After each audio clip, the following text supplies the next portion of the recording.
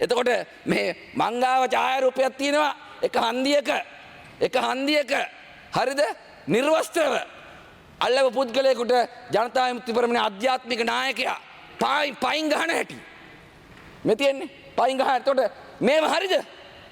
මම හිතන්නේ විපක්ෂයේ മന്ത്രിවරුන් උදේට එනවා කාගෙන් හරි මොනවා හරි ටිකක් හොයා ගන්නවා Facebook එකේ උඩ පහළ යන මොනවා හරි ටිකක් හොයා ගන්නවා කතාව කරනවා. ඒ නිසා දැන් මට පෙර කතා කරා මරික්කාර් මන්ත්‍රීතුමා මම ඔබතුමාට කියනවා ඔබේ කතාව ඇතුලේ JVP ආධ්‍යාත්මික නායකයා ලෙස සඳහන් කරමින් ඔබ යම් ඡායාරූපයක් මේ සභාවට ඉදිරිපත් කරා. ඒ ඡායාරූපය සභාගත කරන්න කියලා මම ඔබතුමාට මුලින්ම කියනවා. ගරු මරික්කාර් මන්ත්‍රීතුමා. ගරු මූලාසනයේ මන්ත්‍රීතුමනි එතුමිය ආධුනික මන්ත්‍රීවරයෙක් විදියට මම එතුමියට කියන්න කැමතියි සභාගත කරනවා කියලා මම වචනයක් පාවිච්චි කරොත් තමයි ડોකියුමන්ට් එක සභාගත කරන්න ඕන.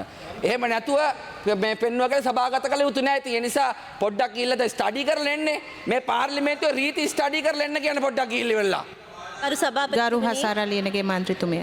විවාදයකට යන්න අවශ්‍යතාවයක් නැහැ. නමුත් පැහැදිලි ලෙසම යම් ඡායාරූපයක් එතුමා පෙන්වුවා.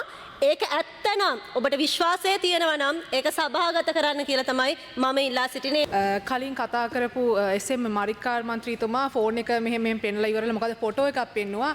මම එතුමාට කියන්න කැමති ඒක සත්‍ය ඡායාරූපයක් නම් අද බැරි නම් සවුන්දට සභාගත කරන්න කියලා ඉවර වෙලා අසත්‍ය ඡායාරූපයක් නම් සභාගත කරන්න ඕනේ අපිට දැනගැනීමට අවශ්‍ය වෙන්නේ අපි යමනාපයක් ඇති කරගන්න. රටේ තොටේ සිදුවන උණුසුම් පුවත් දැන ගැනීමට අභිමානී ව්ලොග්ස් YouTube channel එක අදම subscribe කරන්න. බොහොම ස්තුතියි.